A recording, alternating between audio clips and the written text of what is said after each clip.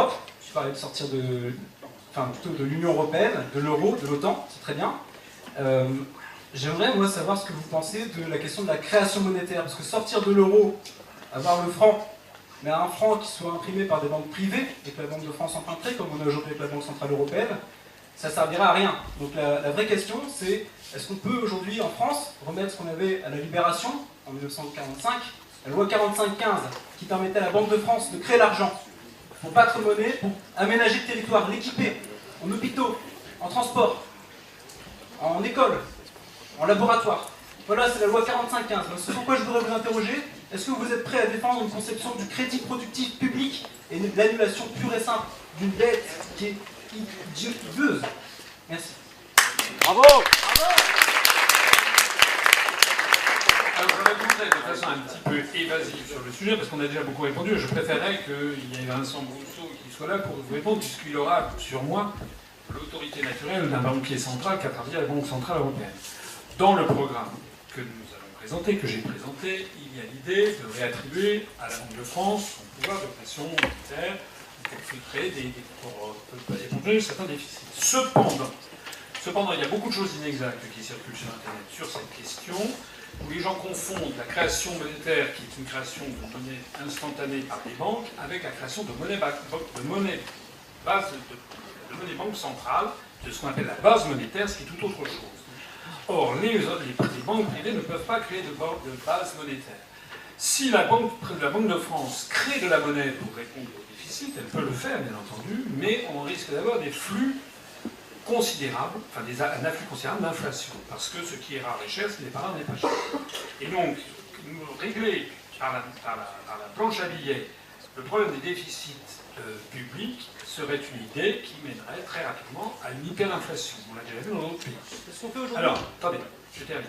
Deuxièmement, il y a l'idée selon laquelle, quel est le problème posé par la dette? La dette française, c'est une dette qui est largement détenue, enfin qui est détenue par des personnes privées, hein, c'est pour l'essentiel. Le problème de la dette, il est surtout dû au fait qu'il est détenu maintenant par une grande partie d'étrangers.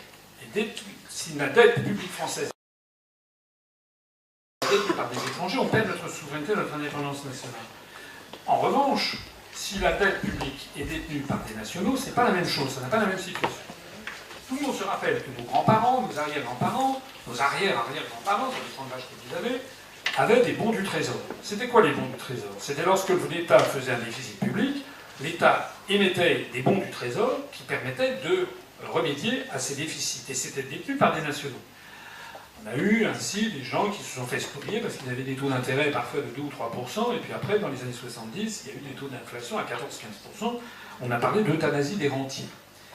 Le troisième point que je voudrais dire, c'est que je suis d'accord sur le fait, d'ailleurs je l'avais mis dans mon programme, que si nous arrivons au pouvoir, on devra remettre sur la table la question de la dette publique.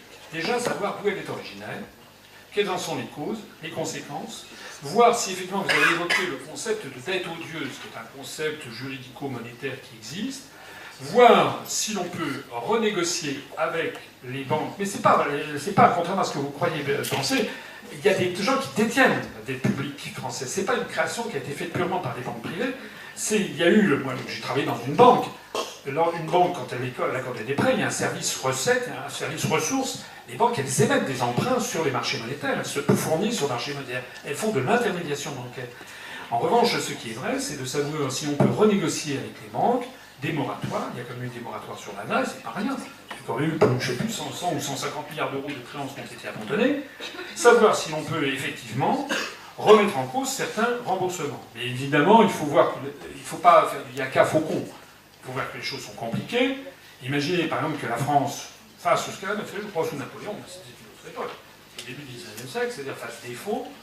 Regardez ce qui s'est passé avec l'Union soviétique en 1920-21, avec les emprunts russes. Il a fallu que 80 ans après, les arrière-petits-enfants n'ont jamais lâché prise, et il y a eu des accords pour régler ces problèmes. La France, il est très difficile pour un pays comme la France de faire défaut, c'est-à-dire de ne pas respecter ses engagements, parce qu'après, comment se fournirait-elle elle-même sur sur les marchés financiers internationaux? C'est la raison pour laquelle nous avons prévu dans notre programme d'avoir un grand débat national où on explique aux Français ce que c'est. On explique ce que c'est que la dette, quelle en est l'origine. On tord un peu le cou, je suis désolé de le dire, à certaines idées fausses qui circulent sur Internet, mais pas tout n'est pas faux. Hein. Il y a une partie de la création monétaire qui vient des banques, mais ce n'est pas la monnaie banque centrale, et puis qu'on voit quelles sont les voies et moyens pour essayer de remédier à ce système. Cela étant, il y a quelque chose qui est certain, c'est que, a priori, on ne remboursera jamais les dettes qu'on a. Et d'ailleurs, on n'est pas les seuls. Hein. On dit toujours la dette française, mais les Allemands ont une dette supérieure, les Espagnols, les Allemands aussi, les Japonais aussi, les Américains aussi. Sauf qu'au Japon, c'est une écrasante majorité de Japonais qui détiennent la dette japonaise. Hein.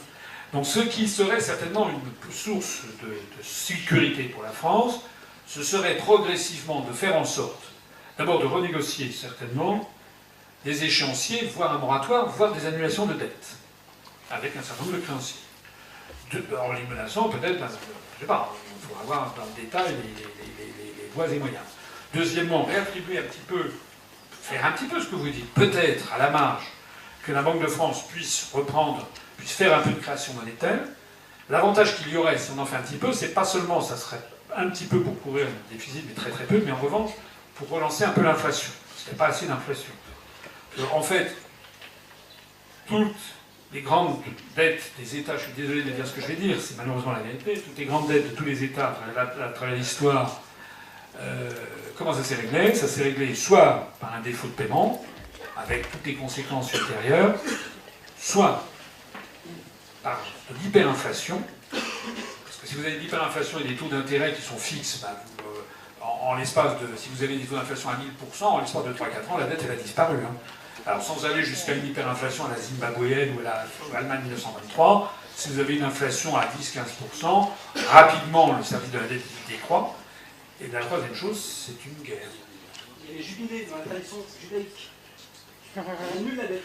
On peut, mais je crois qu'on peut demander une annulation de dette. Merci.